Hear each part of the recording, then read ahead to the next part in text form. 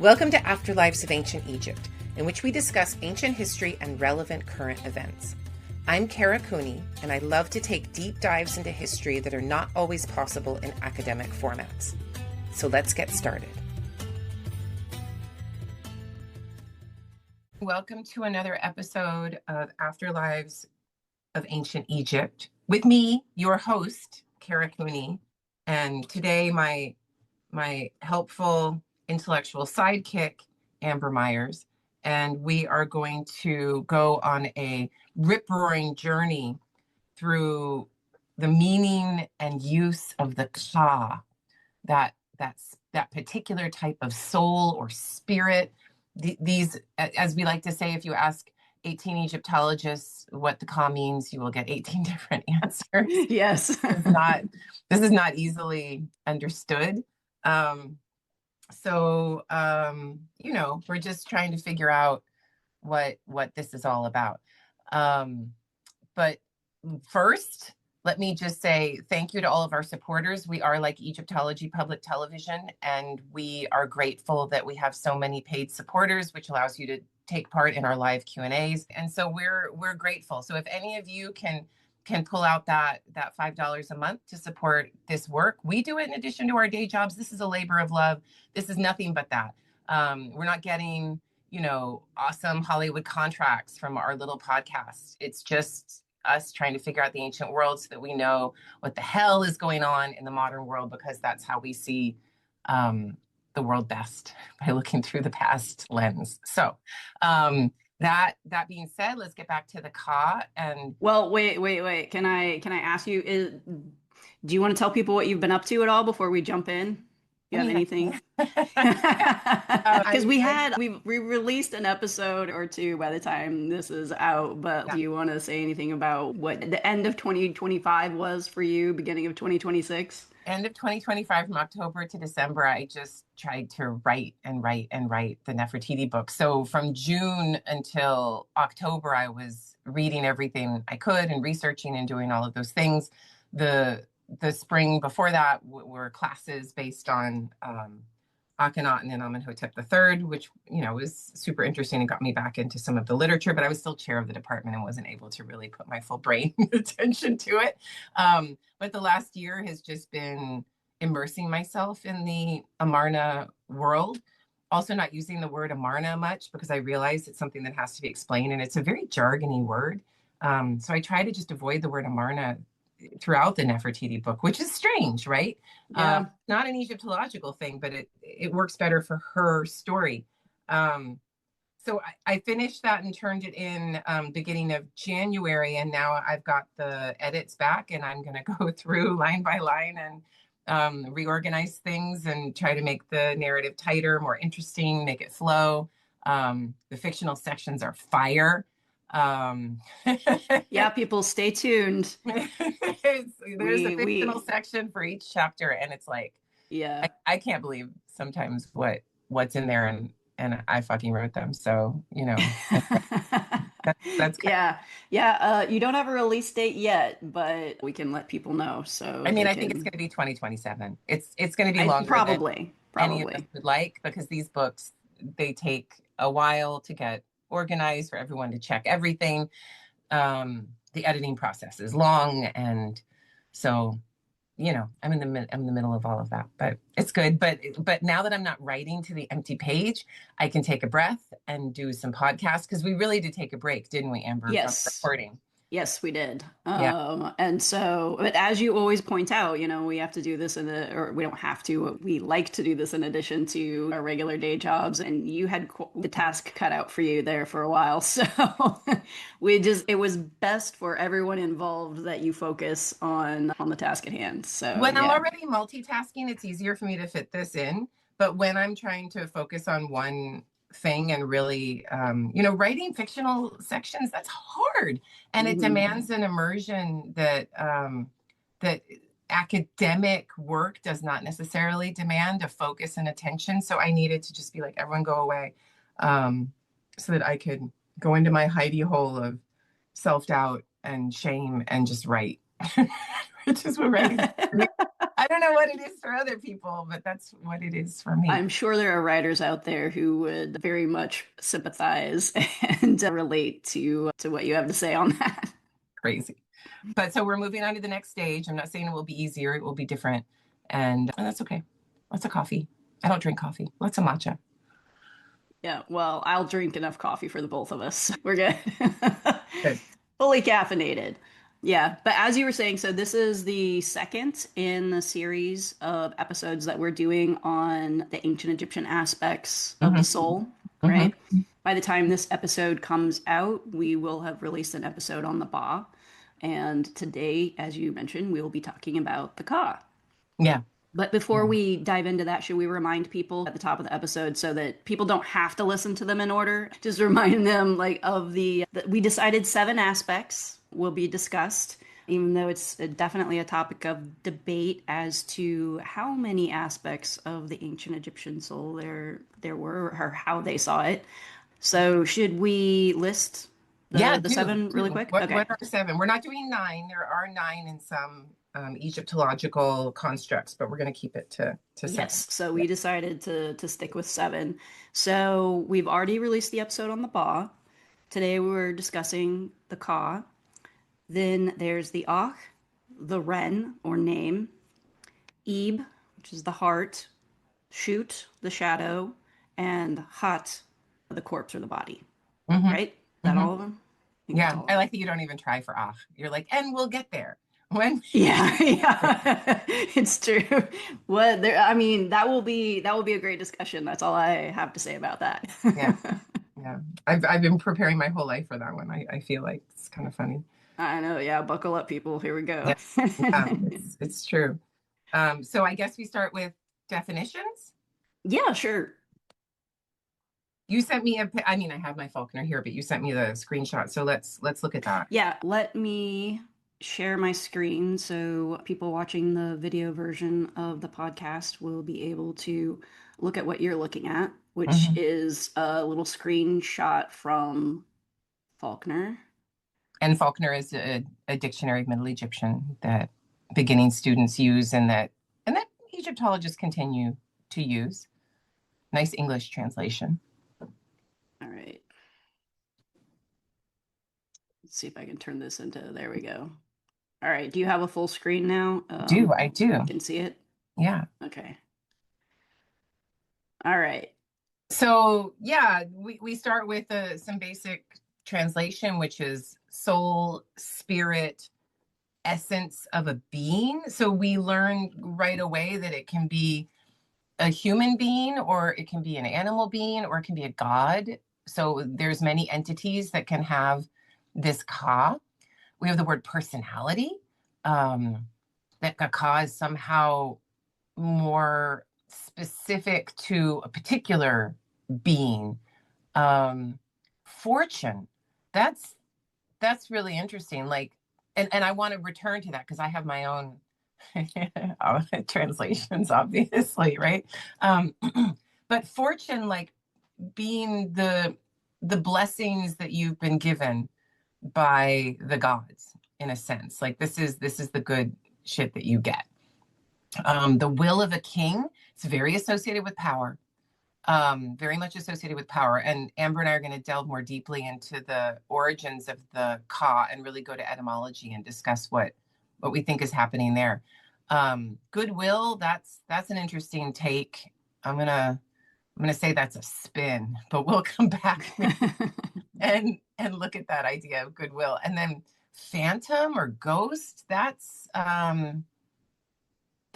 interesting. It's It's from a the Shipwrecked Sailor. yeah, so this phantom island, it's like an island of spirits. Like it's an island of but it's an island. I don't know if that's a translation I would use because it could also be an island of materiality, if, as you and I have just discussed. Or Because when abundance. abundance, exactly. Because when he Yeah. gets to the island, he's like, there's sycamore figs and there's not sycamore Mm-hmm. figs and there's this kind of resin and there's that kind of resin. And it's like a place of awesomeness. And I A think place that, of blessings. yeah, exactly. Exactly. Yeah. So this idea of fortune and blessings, I think is important. Now here we're going to get into some more etymological stuff, but the idea of kau being food or offerings, I think is important. Yeah, absolutely. That will be part of the discussion for Yeah, sure. it will. So I get we'll leave it there for now. But let's look at ka, bull, as being the origins of it. How what do you think, Amber? Yeah, I think that would be great. But just before we do that, can we, because this is a deeper part of the discussion, Mm, so if we were going to try to explain to people, like if you were teaching an undergraduate class or whatever, and mhm. you just needed to give students an idea of this concept of the Ka, would you say you might describe it as something that the Egyptians saw as a life force or an animating type of force? Just to give people something to hold on to as we jump deeper into the discussion. Yeah, it's it's so often associated with offerings and with food that there seems to be a physicality to it. So I I have a hard time with talking about it as a personality. I think life force is a good one because it means that you need to eat to live. It also, as we'll see when we get to, as you see on the screen, you see bull, which is sexual, and then there's a female version, kot, which means vagina, and so there's a feminine variation, and you get the understanding that the bull is penile and the kot is obviously vaginal, and so we have a sexual notion as well, and your life force can then create more life, right? So the idea that the ka so much of what we know about the cause from underworld texts or texts of revivification after death. And so we see the ka being used to remake someone after they've been dead and how there's a sexual component to that. There's a food offering component to that, but you need to feed it or it cannot live.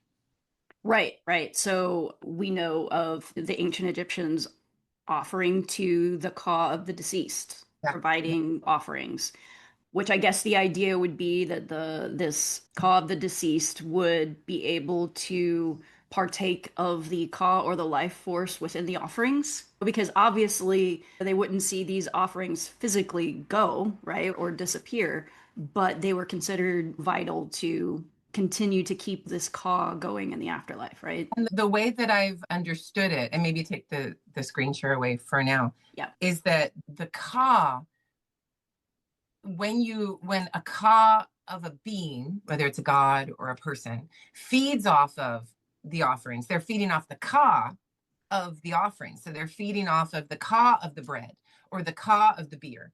And so there's this mind trick in understanding that there's an essence or a power within you and me, within the tree, with it's kind of like an animism Yeah, within within everything that life. sustains life, right? Yes, Yeah. that sustains life. Yes. So the Egyptians had a rich understanding of the spirit world that did not necessarily manifest into physicality. That you had to pull into physicality. You had to make that physicalness happen. To be in a human body is a special and unusual thing. To have the bull that you can sacrifice to the god is a special and physical thing. So the ka, in a way, it's like it's immaterial, but it's also, in my opinion, the most material, one of the most material of all of The the soul. Ka of the deceased needed a body to consume, right? To be Yeah. able to be Or sustained. to It dwell had within. But yeah. exactly, it had to dwell But you're within right. something. And other bodies to consume. So Yeah. bodies didn't have to die for that body to An live. image of the deceased. Like Mhm, I've always thought of it. I mean, we mentioned things like Ka statues, mhm. but we know that the ancient Egyptians always were in favor of these contingency plans because something could go wrong with, say, the body Right. itself or the coffin or whatnot. So there were actually many images of the deceased. Let's say if you took a typical burial, elite burial, probably because we're talking about people that had the things to be buried with.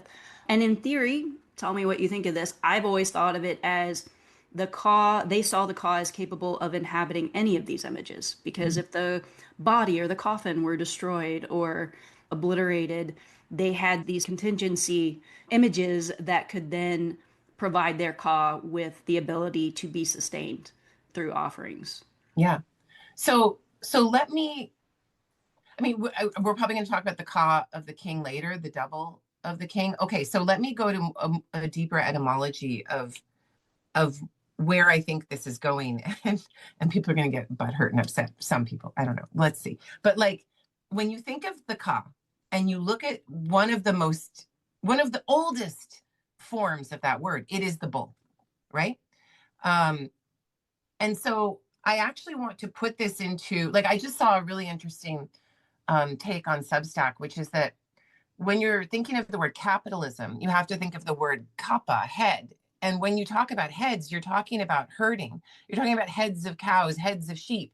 And you're talking about a herding that demands a harem, Harem, that demands a haremification of your herd. There is only one male and there are many females, right? And that it works best that way for economic reasons.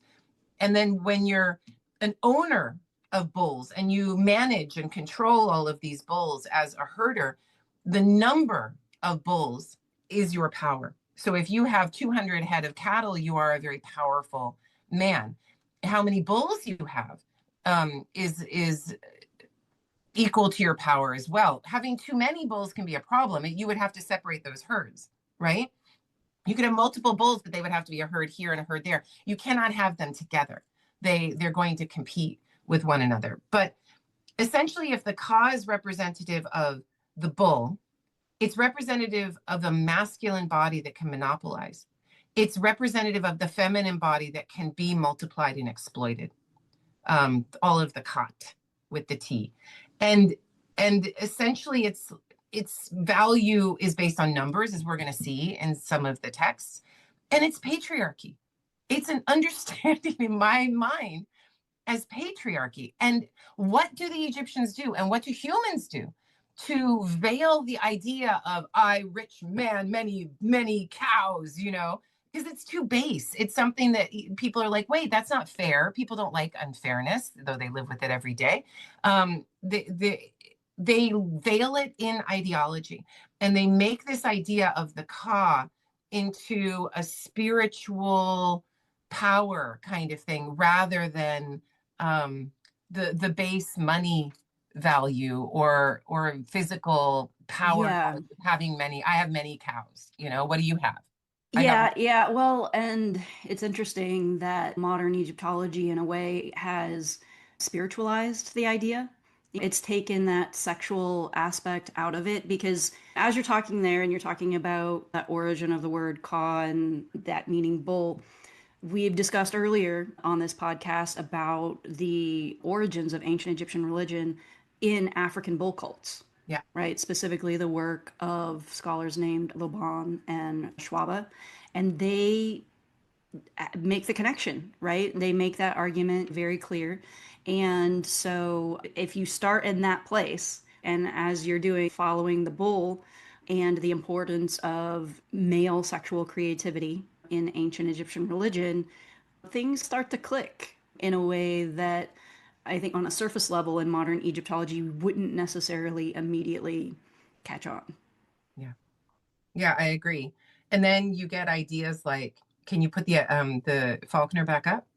Oh, yeah.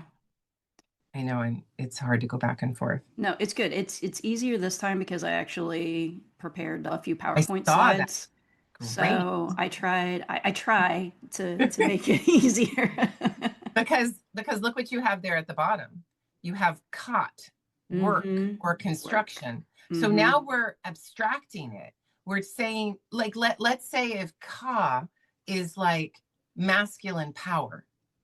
I know it's a or patriarchal power, right? Because it's not just masculinity. Not all men get to have this power. Only a few men get to have this power. The top 2%, the top 1%, right?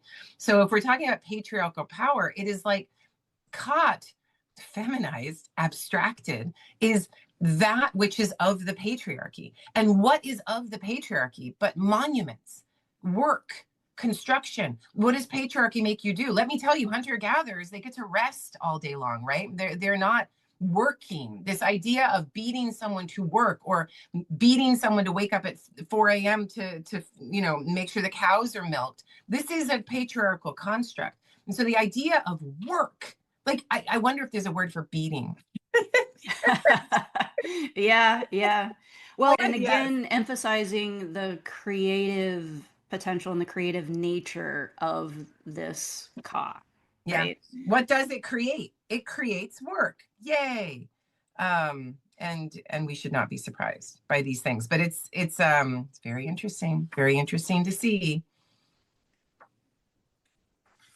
Yeah, I'm just looking at other words that have ka in them, and this is a loose exercise, right? I mean, we're not going to try to build linguistic understanding, but we have kai, a boat of a Nubian type, which is interesting.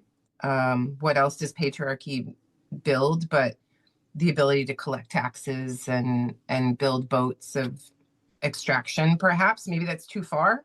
Yeah, Um, a collection, a container, like it amasses. mhm. Yeah.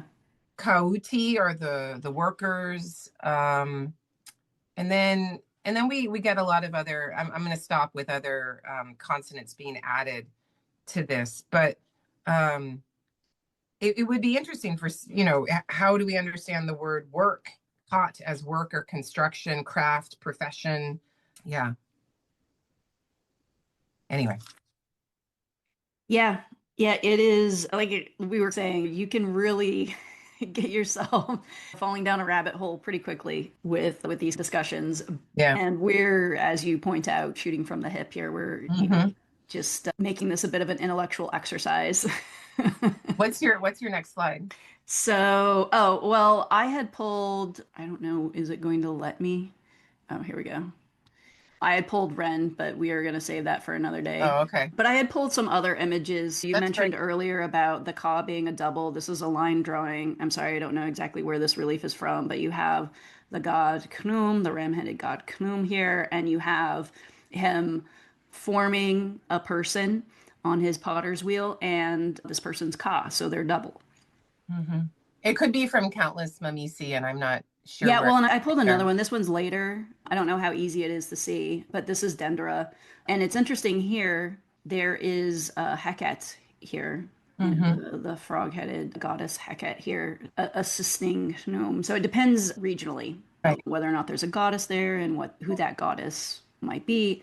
But again, this is a very physical kind of idea, right? Like Hmm. a person and a person's copying formed on a potter's wheel, Hmm. right?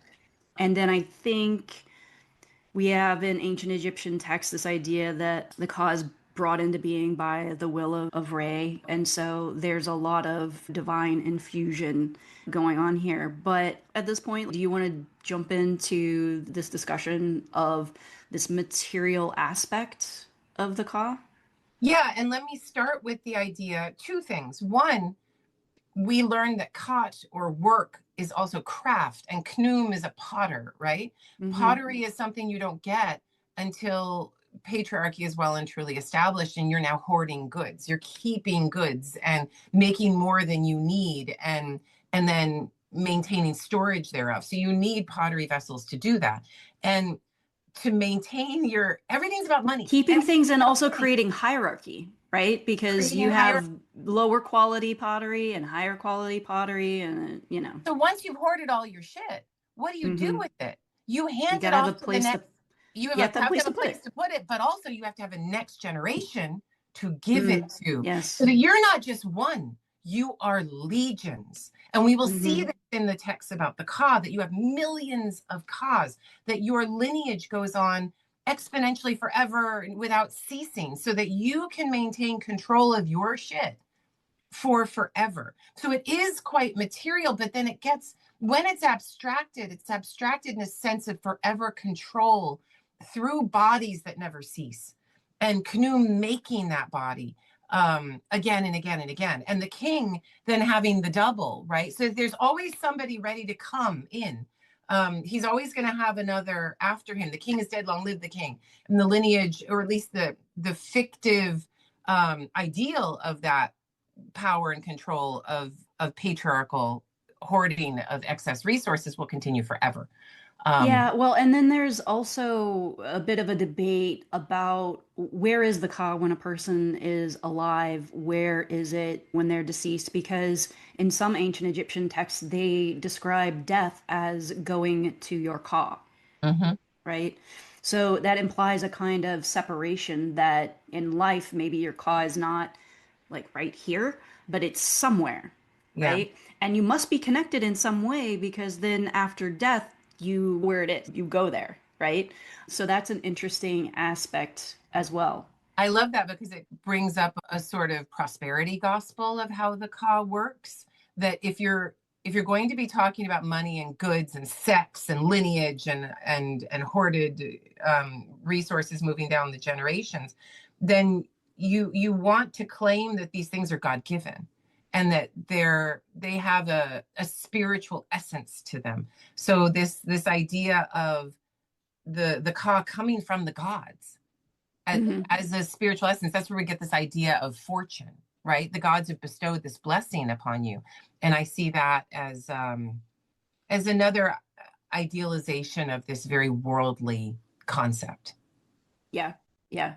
Well, and I just want to, while I have the screen share up, I wanted to throw up a couple of other images because we do know of in the Middle Kingdom, we call them soul houses as Egyptologists. But essentially, there's a period in ancient Egyptian history where it seems that they were creating these physical places for a ka to dwell and to partake of material things, Mm-hmm. right? And we mentioned claw statues and this sort of thing, and definitely the elite have more of an ability to be able to create those things and to have those things and to take them with them into their burial, whatever that might look like. But then we also, so I was actually thinking about this when I was pulling this image. I was like, these soul houses, these houses for the claw. If you look at this, it if you were going to compare it to other things, like this looks relatively inexpensive. I think I'm sure it probably costs something, but relatively inexpensive. It's not a beautiful, tall Ka statue that you might find in an Old Kingdom tomb. And I've also was thinking of the idea of false doors, because that's Mm-hmm. also a way that you can present offerings to the deceased and presumably their Ka. Mm-hmm. So is this like a poor man's false door and a tool, something that's affordable for them that they Mm-hmm. can use for this spiritual purpose? And for those that need reminding, this is for those watching the video podcast that need reminding. This is I just pulled an Old Kingdom false door from the Metropolitan Museum of Art website here, and so it's just, as I said, a place that people could go to make offerings to the deceased. But obviously, this is something made of stone, beautifully painted. This is going to cost something that not everyone might be able to afford. Yeah, and when you look at tombs and you're a tourist and you go to Saqqara or Giza and you look at an elite tomb and you see one of these offering scenes or a false door and the deceased sitting before the offerings, all of these things, it's like a magical, a physicalized magical complex to maintain Ka power, if Mm-hmm. you like. So, how do you keep your body going? How do you keep your sexual self going? How do you keep your lineage going? How do you keep your owned goods going? And it gets quite literal. Is particularly in Old Kingdom tombs. You have different iterations in Middle Kingdom and New Kingdom tombs, but in the Old Kingdom tomb, you see like the scene of the cows, being herded and controlled, and maybe a cow being born in one of those scenes. You see scenes of harvesting of agricultural goods. You see the deceased as a living being, watching his goods be counted in some sense, and then he sits before a table of offerings like we have here with abundance and plenty, and that is magically then reified for the tomb owner, and that's why it's so masculine. It's Yeah, overwhelmingly masculine. yeah. Yes, there are sometimes tombs for women, particularly in the Old Kingdom, that don't have men in them. You should look at Anne Macy Roth's work for that. But this is a very masculine, patriarchal endeavor. Yeah, and it's a good point that the tombs, these burials, it's a material sustaining of life. You Mm-hmm. know, there is, and I'm sure there was some sort of spiritual aspect to it, but it was a spirituality infused into materiality, That's right? why I like the word magic better. Yes, yes, yeah, yeah. I mean, absolutely. You can definitely take it that next step. And the mummified body, which is something that you can't really display, that people aren't meant to see, is Hmm. the soft, juicy center of the magical Yeah, the spell. core of that magic. Exactly. Yeah. And also in many ways where it's all focused, Mhm. right? Where hopefully it's being pulled to ultimately. So I think we also wanted to talk about this idea of just ancient Egyptian religion in general. Let me stop the screen share right here. It was a religion that wanted to make the abstract material, right? It Mhm. wanted to And make make, the material abstract. yes, yeah, right? And the Ka is a really great example of that because it's spiritual, but it needs this materiality to be sustained, right? It needs a physical form, it needs offerings of some sort, it needs nourishment and sustainment. So I don't know, do we want to jump into Atenism here? Because Oh, wait, not yet. not Not yet. yet. Can we Okay, go? Let's okay. go in order because I have some pyramid texts. And if we Oh, do, yes. Yeah, yeah, pull those up. let's do pyramid texts and then I have some coffin texts and then we'll do a big shebang with Ottonism because I think it's where all of this Kara, throwing the curveball at me, actually going in order. Here I am prepared to just like bob and weave, and now we have order. What? so so I just looked at pyramid text online and which is a wonderful website and you can it's the pyramid text of Unis and there are all kinds of things online but I just that's where I went and so I'm looking at utterance 214 and we have oh Unis beware of the lake to say 4 times so we know it's a magical spell, right? So there's a lake, I suppose a lake of fire, something, you have to be careful and you have to say this 4 times. The messengers of your Ka have come to you. The messengers of your father have come to you. The messengers of Re have come to you. And and you say that 4 times, and that's going to protect you from this lake of fire or some sort of dangers. But we have the Ka equated to the father, equated to Re, the sun god. And I really like that in terms of lineage, owning and controlling and passing on your hoarded goods and your hoarded power. Well, And and this is a kingship, way, and right? The kingship. Ka of the kingship Mhm. passes from Yeah. one king to another. And this is a way of maintaining that power even in death, right? You have died, your body does not work, but you still and you've created this false body or this effigy body that the Ka can be in, so you're able to go into the next world and maintain this Ka power. And the magic of it is not just for the one who has died, but for the one who is burying. Mm, It's hmm. for because who's speaking this? It's almost certainly the one who's been invested as the next king. So he's going to be there investing his father with this power, and thereby will he be imbued with that same patriarchal power. So it's very much about, So you could make an argument that this is perhaps one of the origins of this idea that the one who buries inherits. yeah, absolutely. Absolutely. And the Yeah. cop being a sexual thing Yeah, well, is and important. this connection with lineage that you bring up, I think, is important because this sexual creation, it is also a lineage, is genetics, Yeah. right? One, And for yeah. those of you that have, well, the first time you have a baby, it's like a weird magical alien appropriation of your body that you just I can't. would not have called it magical care. I Like went there's to a alien appropriation, didn't I? okay, I went alien there. appropriation. Yes, But it's okay. just this crazy thing that you Yeah. have sex and then you get pregnant and then you have this baby. It's like new life from nothing. It is a miracle that sustains power Well, and and let me tell you, wealth. you do feel like a vessel. Yes. And You know? I'm sure that enslaved peoples of the American South felt just the same. And I'm sure the slave holders and enslavers of the American South felt just the same. That if they could keep the sexual aspect of their enslaved peoples, they could miraculously multiply their enslaved workers and create legions more power. I want to put it in those, like when you're hurting humans, that's what we're talking about. And the Egyptians then turn this into a beautiful spiritual fortune, blessed prosperity gospel kind of world.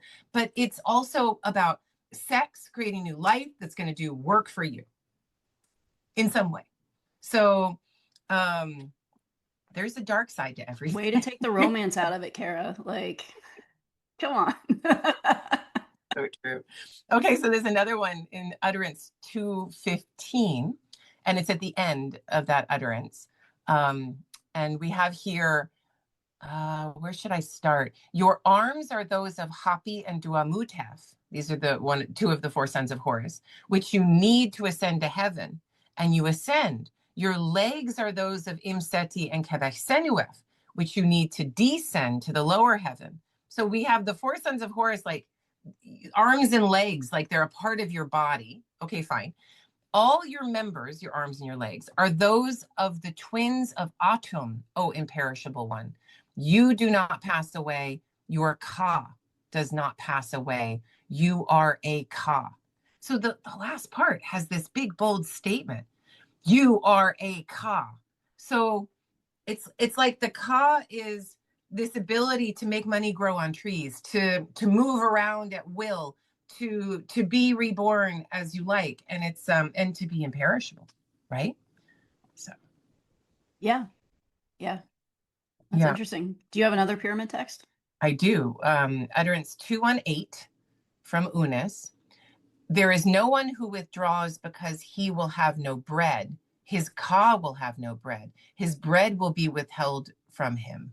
Geb said, and it came forth from the mouth of the Ennead, hawk after he has seized his own. So they said, lo, you are ensouled and powerful. But the latter part isn't important. The part that's important is that if he has no bread, his Ka has no bread. So the bread, which is also the patriarchal agricultural product par excellence, is very much associated with the Ka and Ka power. And that's going to be a thread. It's about sex, but it's about bread.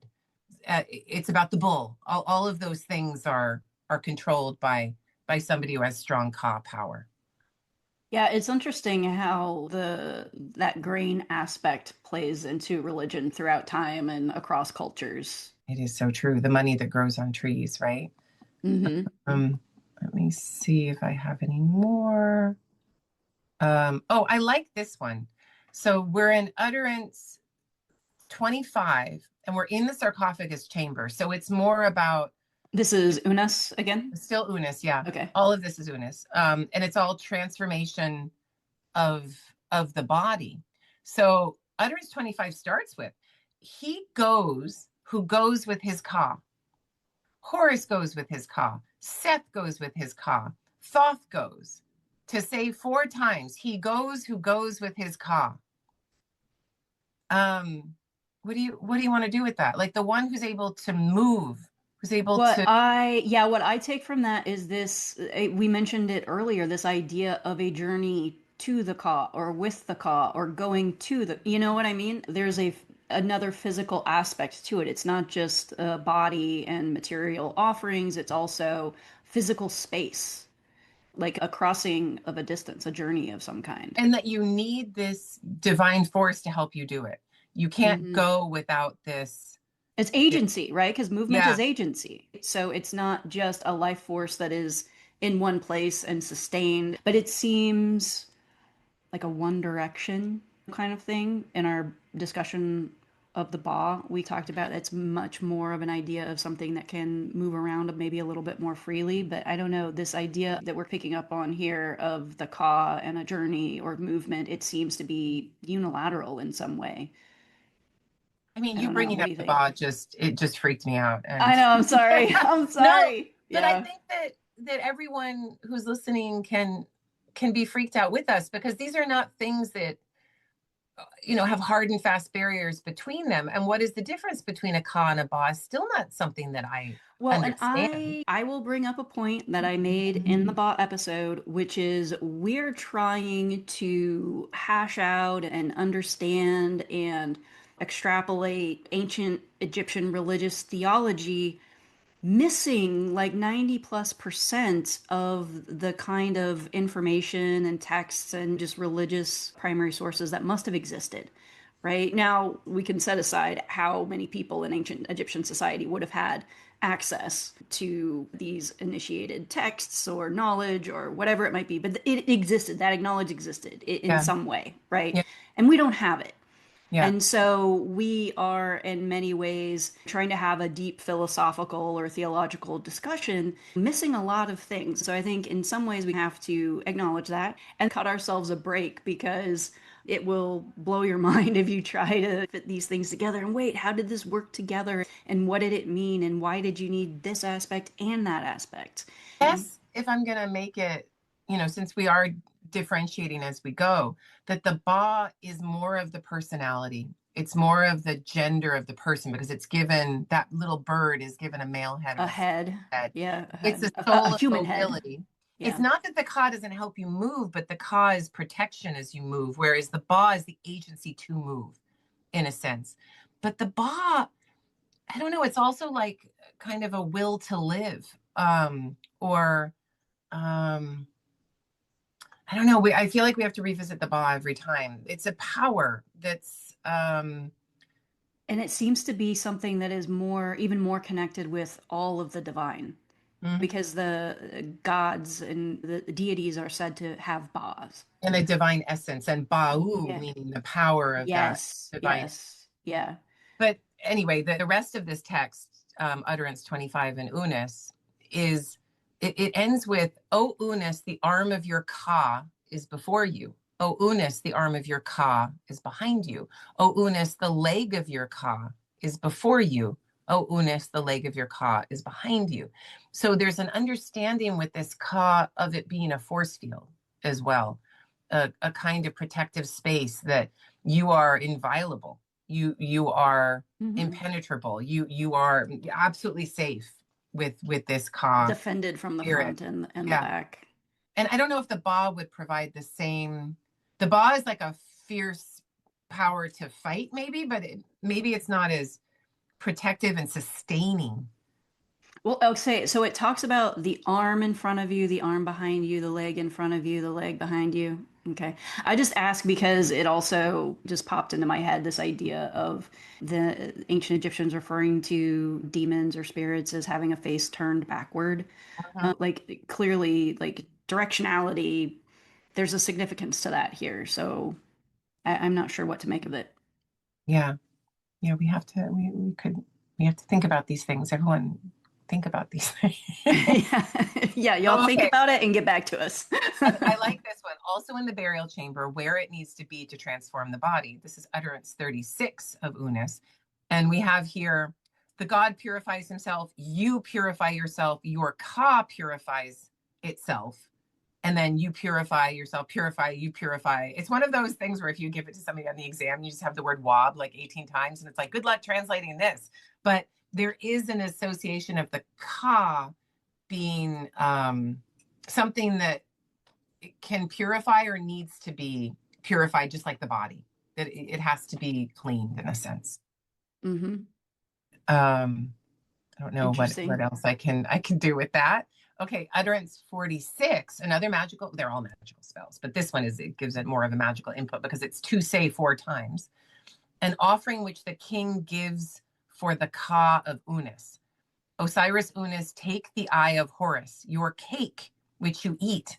And then it says underneath, a cake of offering, right? So magical spell, you give the cake of offering, you say it 4 times, an offering which the king gives for the ka of Unis. So the king who's burying gives to the king who is being buried a cake and is like, okay, and I'm feeding your ka too, sustaining you, which will sustain me. And then in utterance 50, similar, for your body are all things. For the ka of Unis are all things. For his body are all things. Glorious altar is then the thing that's meant to be offered. So we have this very material understanding that the ka must be sustained through feeding of actual physical stuff. which again makes Akhenaten more interesting. I know Okay, okay. we can't go there yet. Yeah, I know. Hey, yeah, we'll get there. We both are eager to get to get to that. But hey, okay, so as you're reading that there, I'm thinking like four Yeah. times. When I think of ancient Egyptian religion and numbers, I'm thinking three times, multiplicity, nine times, infinity, this kind of thing. But four times, interesting. But what have we been talking about here? So you're saying that these would have been magical utterances made by the alive king, let's say, Mm-hmm. Mm-hmm. the king who is burying, to Mm-hmm. the dead king, the deceased king. So what if it's Ka body of the alive king? They're both offering to the Ka and the body of the dead Mm-hmm. king. So there's your four. Ah, because So then the you can double double. on Khnum's potter's wheel, two and two are offering, I don't know, just I throwing that love out that. there. I love that. And I also love it because of the astrology of it, that four is associated with Jupiter, and Jupiter is abundance and Yeah. patriarchal, and that idea um of having that forever material abundance. So that works. And the Hmm. idea of it being two doubles. Because four Very is a cool. different kind of number to see happening, right? In ancient Egyptian religious texts, like three, okay, nine, okay, maybe eight, right, for Thoth and Eight Town and the Ogdoad and that kind of Love thing, but that. four. Yeah. Yeah. Yeah. And four is the four directions, very material. Very directional. We've already You mentioned have to protect direction. north, south, east, west, right? Hmm. It's and when the Egyptians talk about extending the borders or protecting, there's or when you look at the like I know the edifice of Taharka, and you have to throw the balls in the four directions and you shoot your arrow in the four directions, you're creating that force field of a worldly space. And what is and here we'll get even more patriarchal. But when you're talking about the shift from the hunter-gatherer reality to the patriarchal agricultural and herding reality, more agricultural, you're moving from round spaces to square spaces. And patriarchy happens within four walls, right? Those mud brick walls. It's not that round uh, feminine space. It's something different. Hmm. But there's a lot you could do with the number four. See what happens on a Hmm. podcast when you're just Yeah. musing. Well, and talking about this directional idea and that sort of thing. Remember, we are also talking about an old kingdom context here, a religious context with the pyramid texts that are very much associated with an architectural element Yeah. and I The think cot, the more of work. a linear direction. And as you say, not a cyclical whatever. This is linear, like sky to earth, earth to sky, realm of the living to realm of the deceased and divinity and this sort of thing. So I think it's good to make a point about where we are in time here as well. Very interesting. Should we move on to coffin text? Yeah, we're only in the Middle Kingdom, people. I hope your drive is long because Let's see. Okay, so I'm looking at Coffin Text 75, which is all about the Ba. It starts out with the Ba. And I think we read this last time. I am the Ba of Shu, the self-developing God. It is right. in the body of the self-developing God that I have developed. I am the Ba of Shu, the God mysterious of form. And then, there's discussion of what that could mean. And then going down, I'm using Alan's Genesis in Ancient Egypt. It's a wonderful book. I managed to get my hands on a new copy that's not falling apart, which is awesome. It doesn't have all my markups, but that's okay. But going down to around line 55, 54, we have how I developed was in the God who developed on his own, alone, older than the gods. I am the one who touches for him the height of the sky. I am the one who brings to him his efficacy, who unites for him his million of Ka, placed in protection of his associates. So we get some Yeah. cool things there. Mm-hmm. So we have protection, Yeah. right? Which we've already hit on with the Unis pyramid texts. His associates, protection of his associates, so that the Ka demands workers, in a sense. Maybe that's too big a leap, but we'll go with it. And then his million of Ka unites the million of Ka. So again, we have this idea of the numbers of Ka that you have Okay, associated with power. I wonder what the Egyptian is. Is it like Nehek N, Nehek M?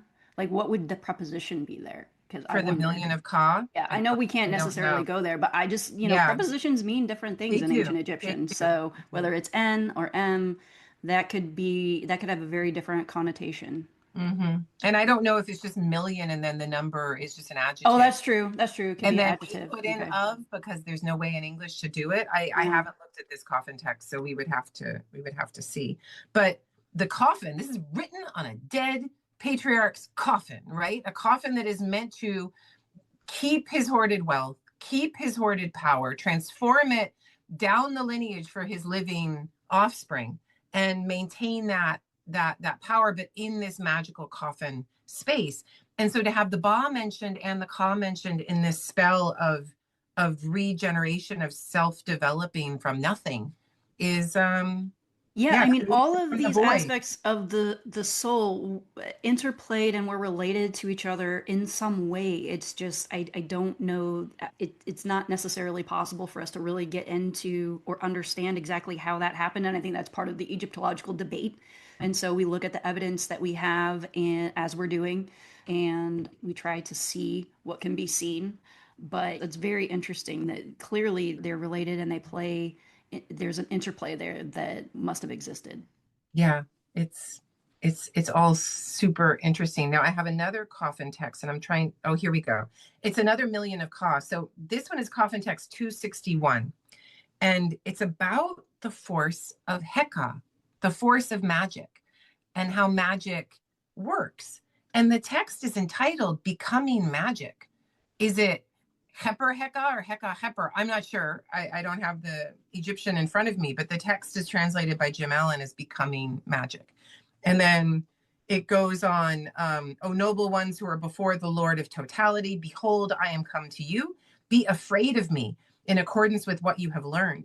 I am the one whom the soul Lord made before two things had developed in this world, when he sent his sole eye, his one eye, when he was alone, when something came from his mouth, when his million of Ka was in protection of his associates. Same thing again. Mm-hmm. Um, when he spoke with the one who developed with him, then whom he is mightier, of whom he is mightier. So it's like to have magic and to create things. Maybe Ba is more of a soul of magic, if you like.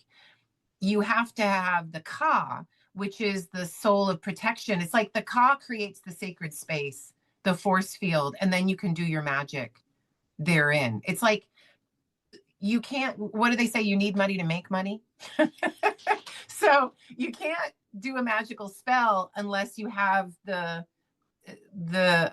protection around you. You can't invest to make money unless you have $1 million already. So you have your millions of Kas all around you, and then you can become magic and do all of these things. So it's a necessary pre-component for magical Yeah, so agent. the materiality is a necessary pre-component for the magic to be able to take place. Because I think what we've learned about ancient Egyptian religion is that neither aspect can really exist independently. Like they are entwined or they need each other in order to continue.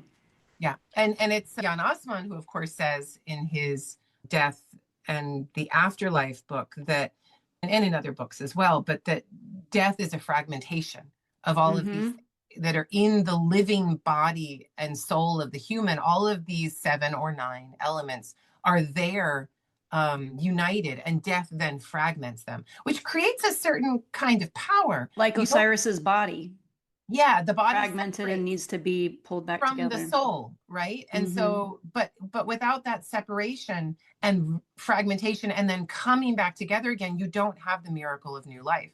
And so it's Osiris's body reuniting with the soul of the sun that then brings it all together again. So you get a sunrise every day, right? Which is a magical instantiation.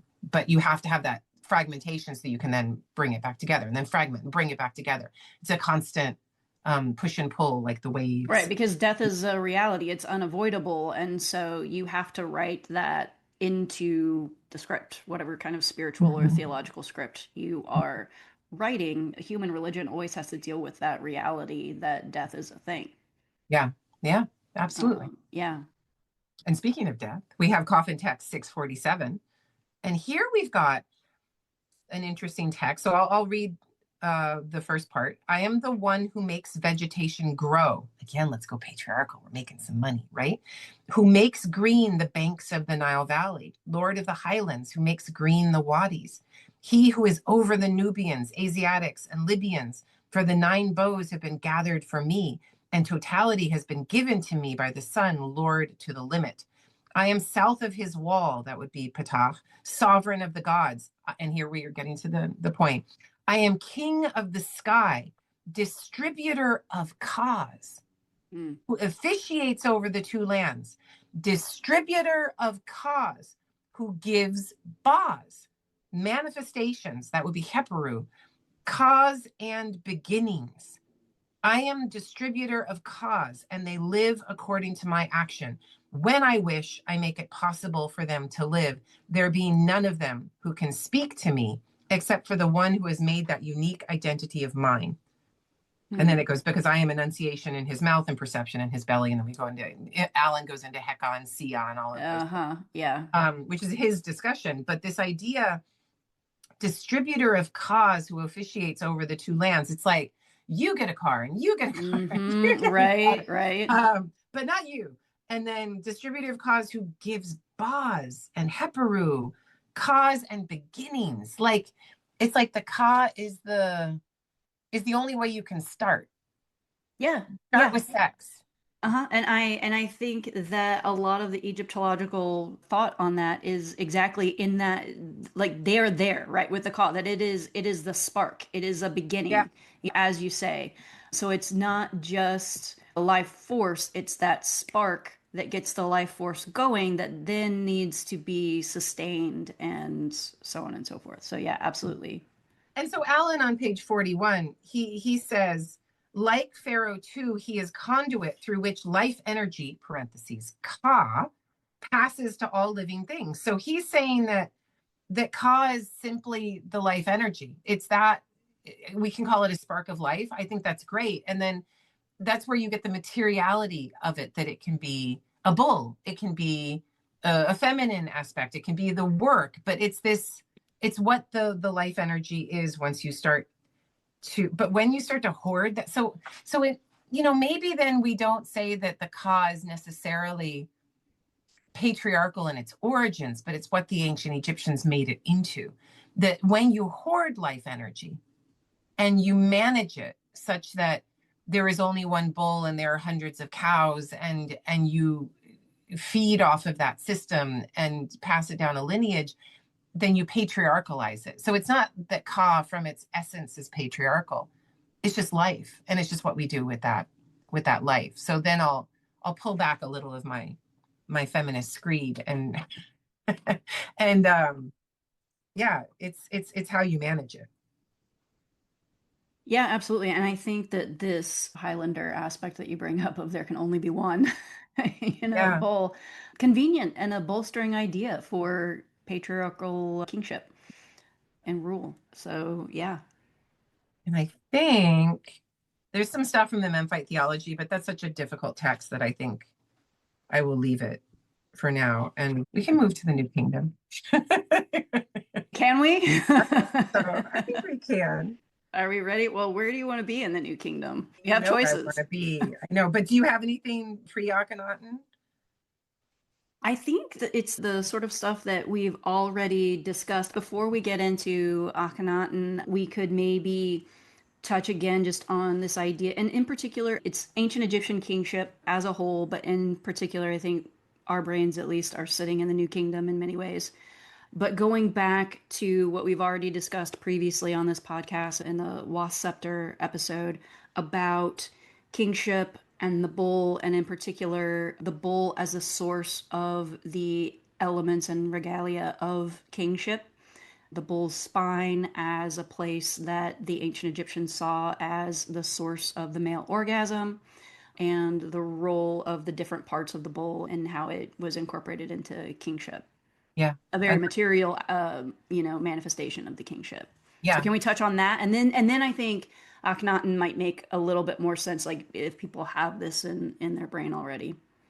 I don't know, what do you So think? um again, bulls and cows were, before they were herded by humans, lived in the wild, and they did not have these harem realities.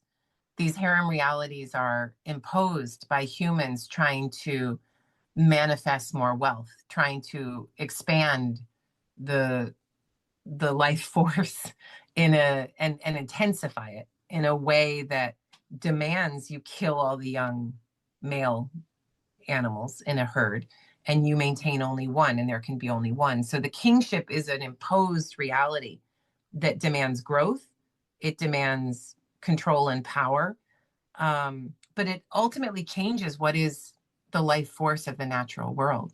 So Yeah, and I think going deep time like this surely started with that human observation of bulls and how one male bull would dominate a particular herd or whatnot, and then, as you say, there can only be one, and then following on of that huge strength and creative power and the appeal that would have had as society was coming together, hierarchy forming, patriarchy solidifying, those and the four walls being monopolization. built. Yeah, the Yes. four walls Yeah. being built. It is a monopolization thereof. So, that podcast we did on the wasp scepter was just so much fun. And Yeah. the work that was done to remove the bull glands and penis and to dry it, mummify it, and create the wasp scepter. And you realize that the Seth head is a penis head. You're like, oh my Hmm. God. And that the king holds it and thereby expresses The his king, monopoly. gods, goddesses, Right. Sun you know, god, but it's their dominion as patriarchs, rarely goddesses. And but but some some, goddesses. There's a list. Yeah. yeah, and Eye of Re type goddesses, right? That wield that kind of And then masculine they can power. be anthropomorphized in and of themselves. The Ankh, the Was, Mhm. yeah, there's some deep stuff there. It really is. So yeah, you've taken this bull penis, you've mummified it, you've gotten the shape, and you've created a god out of it that we know of as Seth, right? Created Right, that right. aardvark like shape, and and then you make a hieroglyph abstract out of it, and then you It personify that and sanitizes give it. it. It It does. sanitizes it. Does Before gives it ancient arms and Egyptian art, legs. they love that sanitized Mhm. way of presenting it. Also, an initiated way to present it. So if you know, you know, right? If you can read this, you can read this. Mhm. But that's essentially the point that I want to make about Ka and the word Ka meaning bull, and then you have Ka as the aspect of the soul. The ancient Egyptians saw this origin of the male orgasm. They associated it with the bull, the bull's spine, and this, and so you can then understand where this focus comes from in their I don't know, maybe obsession with the male orgasm and its creative and life sustaining potential, life sustaining in this idea of lineage that you've Mhm. brought up and being able to create that again and again or spark life. Because what's another etymology of ka that we skipped over, and people are probably screaming at their devices as we skipped over it? And how is it written? It's written with the arms in an embrace.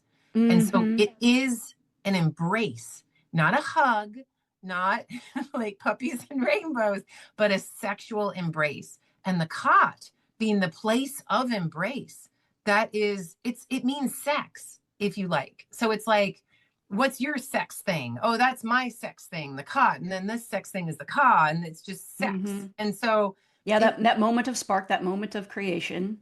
and it's written with the arms that are holding, and it's arms, it's not anything else, but it's a very human kind of sexual embrace then, because we Well, and have those arms. also, how do you anthropomorphize an ankh or a wasp? You give it arms. Yeah, you do. That you do. So you have the products of the embrace, the ankh, which I think is the orgasm, right? Mm-hmm. Um, Embracing. It's very meta. And the wasp embracing, like the wasp Yes. gets arms too in some Yeah. cases. Yeah. Yeah. Oh, yeah, that's crazy. Um, it's super interesting. So really, it's life force for Alan. It's sex, procreative sex. Um, and then what you do with that and how you work it. If you have millions of cause, you have millions of sex moments, and those millions of sex moments have created millions of new life beings that you own, that are yours, that you bring with you into death. Yeah, because of everything that has life or or everything that can sustain life, such as food or grain or whatnot, if it all has a ka, you need millions of kas to inhabit, to imbue all of those things with that creative life force. Yeah. Yeah. Do we move on to Akhenaten or where do you want to go? What else is in your slides? That was pretty much it. I Okay. did it pretty quick. Okay, no, so I'm looking at the great hymn to the Aten from the tomb of I. And there's not a whole lot of ka in the text to the Aten, but you and I will have discussions about altars and food and things. And we've had these discussions before. We're going to put it in the context of the ka. But ka here for it's at the beginning of the prayer. So he's setting it up. He's like, this is why this prayer is in my tomb. This is where I fit. And he negotiates it through the ka. And so we read here, my Lord has taught me. I do his teaching. He's talking, this is I talking about Akhenaten. So he's saying that I am of service. My Lord has taught me, I do his teaching. I live by worshiping his ka. I am sated by attending him. My breath by which I live is this north wind, this thousandfold happy who flows every day, Nefer Keper Re, soul one of Re. So we have this idea, and we see this later, as when on earth I followed your ka. Grant that my ka abide and flourish for me, right? So I has a ka, Akhenaten has a ka, but one ka is following the other ka. You brought up the word hierarchy.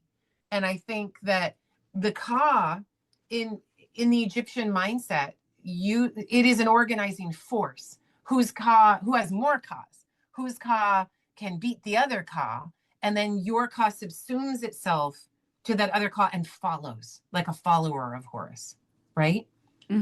Yeah, So it's a yeah. socially Well, organizing because there must have factor. been a hierarchy of kas, because the ka of bread, for instance, Mm-hmm. would have had to fall below the ka of a human being or a person or the ka of an animal. So, yeah, again, a very patriarchal idea baked right in. I see what I did there? Baked. And this idea, so he says, to come before you with offerings, to Aten your father as gifts of your ka. And so here we have the trap that the ka provided, because what did Akhenaten do for his god, the Aten, the visible, touchable, feelable sun in the sky, not the abstract hawk-headed dude walking around holding the wasp scepter, but the actual physical sun. He physically fed it stuff, material that was his abundance, that needed to be real and nice and good, real bread, real animals that were slaughtered, real onions, real everything, Well, right? and divinity, like that became what you could see and feel. And it was, you've made this point of Autonism, it brings that materiality, a hyper kind of level. And I think based on what we've talked about before, as far as ancient Egyptian religion and the ancient Egyptians wanting to make the abstract or spiritual concrete or material, if you keep that in mind, then Autonism doesn't seem like that much of a leap. Like if you had a philosopher or an ancient Egyptian theologian, this hyper materialism of Autonism doesn't seem so out of left field. It maybe feels that way or like literally looks that way in the art, but it's almost just okay, take this, follow this line and just keep going. And this is where Akhenaten took it. It's the natural endpoint that one has to expect. This kind of patriarchal materialism is what Well, you go to. and I think that it's important to remind people, you've already said we have had this previous episode about Akhenaten's obsession, as Barry Kemp called it, with offerings and the just mind-blowing level of offerings and offering tables that existed at Akhenaten. But then also take into account the fact that Akhenaten didn't step away from the bowl. No. He kept that bull's tail. He kept that regalia, which I think there are Egyptologists who would make an argument for that regalia being sourced from a bull, right? He Mhm. kept something like the bull's tail for his kingship, and the bull cult. That was at Akenatan. He didn't step away from that particular aspect. Right. Ka is there. Right. Yeah. I'm convinced that the blue crown, red crown, white crown, and he was particularly fond of the blue crown, but that these crowns were, if we did our experimental archaeology and we cut the bull up into parts as they naturally dissected, Came from uh, somewhere. Yeah. that and then shaped them into something, that these hats, these things transformed the king into different aspects of the bull. If we had more of an idea of the Or anatomy. he allowed him to assume, Yes, the yes, that different he's putting aspects of on. the, yes. Like, where's that weird curl in the red crown coming from? I'm sure it's like Hmm. some weird ligament or some body part Who that know, just yeah. naturally makes that curl. And then that weird thing standing up in the back. It's like, is that a bone? Is He what becomes is the going bull. on? Yeah. And then he puts on that part. And if we knew the anatomy where it came from, then it'd be like, oh, he's putting on this part. Oh, he's putting on that part. And we just had the ka, the this part of the ka in the four directions, the arm and the leg. Is the foreleg when it's cut up, and could you turn it into a hat if you taxidermied it, and then which part would it be? He is by no means abandoning that bull cult. He is laying those parts of leather, bone, and ligament onto his body. There's a reason we don't have those crowns preserved, because they were of a sacred animal that granted legitimacy to kingship and were passed on Well, the and also lineage. probably made of organic materials that just Yeah. did not survive I like to, and very I've well. said this before, I like to think of it as when those crowns started to fail and you couldn't mend it anymore, then you had to construct a new one. It means a new sacred animal had to die, a new dissection had to occur, a new taxidermy had to happen. It's like when they say in Star Wars, oh, you constructed a new lightsaber. It's like you have to construct a new red crown. That's a big deal. And that divinity lives on beyond your kingship. But one thing so going back, reading Alan's translation of Life Force um, helps me to see that one thing that Akhenaten is doing, and again, I agree with you, it's a development from Amenhotep III, from Tutmos IV, from Amenhotep II, and going back down his lineage into the Middle Kingdom, into the Old Kingdom, with all of its ups and downs, its growth and collapses. But Akhenaten is the most material manifestation of an over intensification of life force on every level, on every Well, level. and coming just after an over intensification of, people talk all the time about the material excess of Amenhotep III's time, Mm-hmm. right? This was the world in which Akhenaten was born into. Yes. You know? And that over intensification, it's like an over manipulation. And what I mean by that is nothing natural was allowed to be. So if even within herding systems, if in a herding system you allow the cow a year of life before you bring her to the bull, then she is more physically able to receive the semen of that bull and create a healthy pregnancy. If every herder would have known, if you bring the cow to the bull too early, you've got problems. You're going to have issues. Akhenaten kept doing this, and he did so, I would argue, with his own offspring, with his own daughters. He brought and that's why Egyptologists are like, there's no way these girls could have been sexually able at the age of 10 or 11 and have their father's children. I'm like, why not? This falls in line with the altars. It falls in line with his over intensification of life force, his thought that he could control it and make it millions, and that it would just work. And that is why it's so interesting to me that when you look at the royal tomb and you see Aten there dead, and then next to her a nurse holding a baby, and people are like, oh no, it's not that she died in childbirth, that's impossible, she was too young. When it fits every other narrative of this story, fits it perfectly, and there's a dead woman with somebody holding a baby next to her, when people tell you what happened, believe them. It's right there. And the amount of dissembling that Egyptologists go through, the pretzels of their minds that they create to say that, oh no, it's not a baby, like a real baby. It's like the new life force of Aten being reborn as a baby.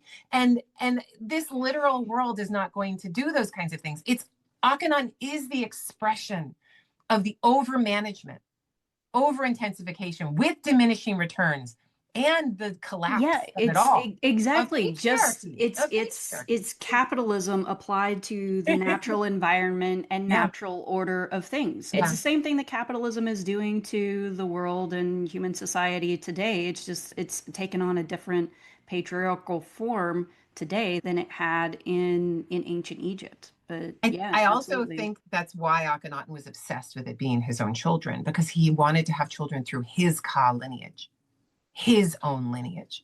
And that kind of material literalism was something that ruled him. So he's like, okay, I need to do it in this way. Nefertiti was not related to him from all that we can see, but she was a special chosen entity, however that happened, however that worked, but in support of his Ka, but also over intensified in her way. Yeah, this using up of women, this using up of resources, using up of workers, that the discussions by Anna Stevens and Gretchen Dabbs of the workers' cemeteries and these people who are over intensified in terms of their labor helps us to see Khat as work, Ka, that manifestation. And it all fits. It all fits. Yeah. But it's this life force. It's what you do with it that matters. Yeah, well, and again, thinking of the great hymn to the Aten, everybody has their task in Mm-hmm. that, Everyone in has their that, work. Yeah. yeah, in that theology there. Yeah. So, yeah. Yeah. Oh, this turned out to be way more fun and interesting than I thought I would be able to do. Well, I'm glad. I'm glad we could entertain you for a little while here. Again, there are dissertations to be written here. So everyone Oh, go. yeah, absolutely. Well, But and that's it always my preparation always feels completely inadequate oh yeah, because of these course, because I'm topics that we looking. explore, you could Yeah. you could write dissertations on and spend so much time getting into the existing Egyptological literature. And just Um, looking at the great hymn right now, my eyes fall upon all of the birds and the bees, like literal life force, right? Trees, herbs are sprouting, birds fly from their nests, their wings greeting your Ka. So we have the mhm. idea of Aten's Ka, and all of this new life is for him. And it's your rays are in the midst of the sea, who makes seed grow in women, who creates people from sperm, who feeds the son in his mother's womb. All about sex, all about stuff, all about things to exploit and intensify. And Well, and if the rays of the Aten are male aspect of creative yeah, potential, then there you go. Like yeah, it's all right there. Yeah. yeah, And as you say, people have been way too willing in the past to buy the propaganda presented by the sanitized propaganda that the ancient Egyptians were putting out there and not asking themselves, wait a minute, like what are we just accepting that they're telling us? We need to start to break out of that. It gets way more hard agree. interesting when you do. It That's for is. sure. It Way is. more interesting. And there's just something as we have these discussions and such, it's just your human intuition. You start to explore these things and you're just like, you recognize the humanity in it immediately. Yeah. You know, it just rings true. And it doesn't, it sounds crazy and yet not at all because And it it helps just, you.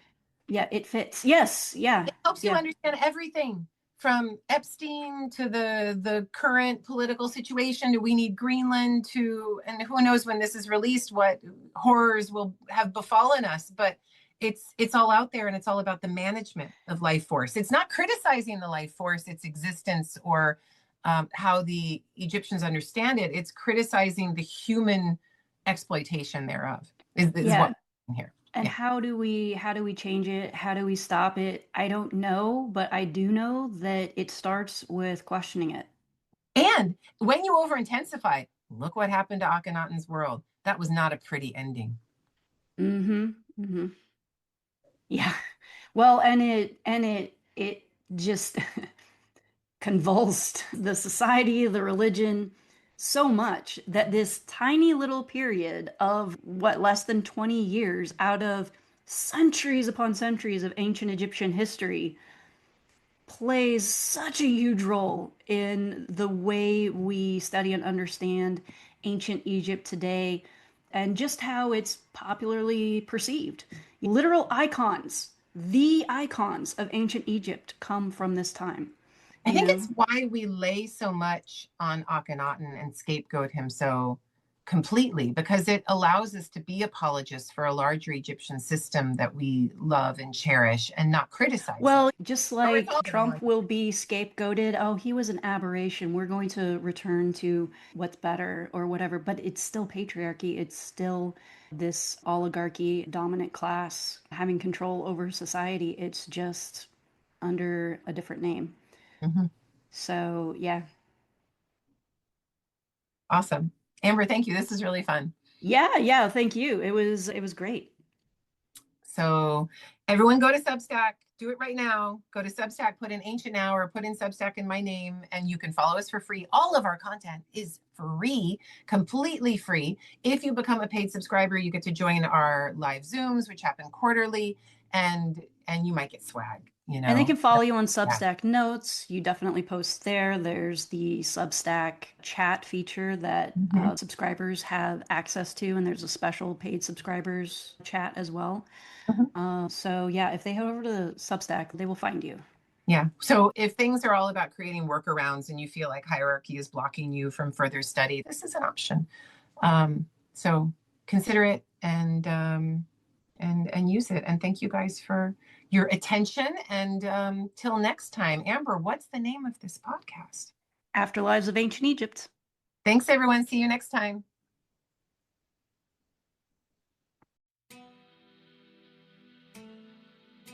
Thank you to our listeners for your support, and please subscribe. If you enjoyed the show, share it with all your friends, and most importantly, leave us a 5-star review. Send all those ancient world questions and topic suggestions for future episodes to ancientnow@substack.com. We actually do read them all. You can find info on all my books, articles, and upcoming lectures on my website. Just head to karakuniegyptologist.com. Amber puts all of that together. Oh my God, thank you, Amber. Check out our Substack Ancient Now at ancientnow.substack.com, where we share perspectives on all that history and archaeology news every week and continue the conversations that happen after the podcast mic is turned off. Support the show by becoming a paid subscriber at our Substack Ancient Now community. This keeps the show free for everyone, and paid status gives you access to our archives. Thank you to our current supporters. I'm at all the social medias. Look for @Karakuni. Thanks to the team at Patina Productions for this podcast, which I must point out is wholly separate from my academic work at UCLA. See you next time on Afterlives of Ancient Egypt.